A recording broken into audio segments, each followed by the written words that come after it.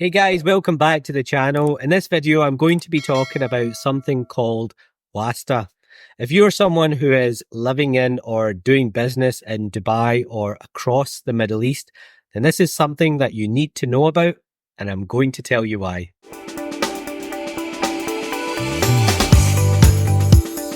If you're new to this channel, let me give you a quick introduction. I'm Yusuf, an international lawyer with a background in commercial law. I split my time between Dubai and the UK, working with clients from all over the world. On this channel, I try to share content that's generally related to my various interests in law, business, and sport. Broadly speaking, Wasta can be thought of as connection and influence. It's a cultural concept that involves utilizing the assistance of someone to get certain things done. Think of it like picking up the phone to someone who can help and asking them to lend their assistance in solving a particular issue or getting something specific done. Their influence often being enough to help get it done. Connection, influence, and sometimes power used to achieve a solution. The facilitator, the person that can assist with the issue, with their influence, they're often referred to as the Wasta, but actually the overall concept itself of utilizing connection and influence, as well as power in some cases, that is what is technically defined as Wasta. Now, I'm highlighting this point because it's not uncommon to hear someone saying, I can ask my Wasta, or I can get it done with Wasta. In such context, they are referring to someone in particular that they have in mind. So if you hear that, then you now know what they mean by it. There's also other contexts in which Wasta can be found. As well as it having a translated meaning of connection and influence, it can also be loosely translated to mean clout and power, and can feature as a way in which certain goals and objectives can be achieved that would otherwise be difficult or impossible. It's also something that can permeate throughout civil society, commerce, the law, and politics, and be a very strong social power that affects various things in society.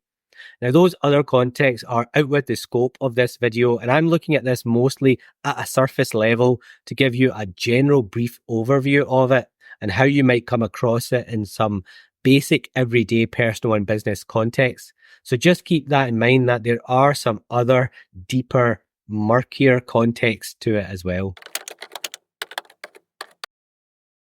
Wasta is an actual thing that exists and which functions right across the Middle East. It's embedded within the region's culture, and traditionally the concept has tied in with trust between people and mutual support. But in the modern day and age, it has widened and morphed beyond that traditional concept. It's something that can be found in everyday life and across every area of business. And this is why, if you're involved in doing business in Dubai or across the wider Middle East, you need to know about it, because you're going to come across it one way or another. And because of that, you're going to want to know what it is and how it can be used, both for your own knowledge and awareness, but also perhaps from a practical perspective too, where it could be utilized in a way that provides a solution for you to something. In everyday life, you can come across Wasta for all sorts of routine things. So, for example, let's say you need a medical appointment sooner at a clinic or hospital. If you have a connection at the clinic or hospital, then you might just tap into that connection to try and secure an earlier appointment. In another example, let's say you want to secure a place for your child at a certain school. Again, if there's a connection at the school, or you know someone that carries an influential connection to the school, then you might just give them a call and ask them to assist with sorting that out for you. Now, these are just a couple of very basic examples of how Wasta can potentially operate in everyday personal life. Now, you might be thinking, that's not right. It's not fair if someone can just do that, make a call, skip queues, or secure some favorable treatment like that. And that's a very fair point. But more on that a bit later. Off the top of my head, I can think of another basic example involving a road traffic matter. So a few years ago, I was assisting a lady under a pro bono legal scheme that I was running at the time. She had received a road traffic fine, but she wanted to dispute it because there were circumstances involved that she felt were not entirely her fault. To paint the picture for you, basically, in clogged up rush hour traffic, she had crossed traffic lights that were turning red and ended up in a junction box on the other side. And the radar system had captured the incident and issued her with a fine for crossing a red light and failing to adhere to lane discipline, I think it was. Her position was that she had crossed the red light, had crossed the light rather, when it was amber, and that there was sufficient clear space in the lane ahead of her. But a car in the other lane had suddenly crossed into her lane, which meant she had ended up in the junction box. Just another day on the road, I suppose. But the fine was quite a lot, and she felt it to be unfair in the circumstances, and she wanted to dispute it. She didn't know how to, and it wasn't really clear either. Anyway, to cut a long story short, through utilising a bit of Wasta and being able to speak to someone senior at the traffic fines place, we managed to get them to actually see the video footage that supported her position. She was able to get her fine reduced significantly, and that was something that she was very happy about. And that's just another basic example of how it can feature in everyday life. In the professional and business world, you can come across the operation of Wasta everywhere. It might help someone land a job that they want because their Wasta knows the manager and can use their influence to sway them into giving someone a job. In business dealings, the right Wasta might help secure a contract due to the connection and ties they have. I can share a few examples with you from personal experience of seeing Wasta in business. In one example, I had a client who needed an external approval from a government agency for his business in Dubai. On the first attempt, he had tried himself to get it, but was unsuccessful and was told to come back the next day because for whatever reason, it couldn't be done that day. And the next day, he faced a similar issue and was told to bring some documentation that he wasn't told about before. So faced with being given the runaround, some Wasta arrangements were made together with all the documentations that were deemed necessary. And then the next day, we all went along with him. And after a bit of dialogue and discussion, we got the approval that he needed. And that was it, sorted for him. In another example, one of my clients ran an IT company and was trying to get a B2B contract with another company. Discussions had been going on for quite some time, and the other party, they were dithering and just keeping them in limbo. And they just weren't making any productive progress with it. So the client asked for some assistance with the deal negotiations. And as it turned out, there was a connection who was well acquainted with that other company that they were looking to do the business with. So that connection was used as a Wasta to get everyone together pretty quickly. And the client ended up getting their deal done. And I went on to draft and prepare the contract that was put in place. So in that example, the Wasta ended up being effective in helping to get a deal done and over the line. There's actually so many examples that come to mind. In another case, I had a client who was looking for an introduction to a large conglomerate company because they wanted to do some business with them. Now, ordinarily, it would have been difficult for them to speak to and get an audience with the decision makers at the top of that conglomerate. However, with some Wasta, it was made possible for them to get the introduction and that they wanted, and then they were able to kickstart those discussions. In everyday life, while Wasta can make life easier for some, it can also perpetuate a cycle of privilege and inequality. So, for example, someone landing a job just because of connection and influence, that alludes to nepotism and cronyism. And these are certainly some of the negative connotations that can be associated with it. And in professional business context, while Wasta can foster a sense of loyalty and mutual aid and assistance, it can raise questions about fairness.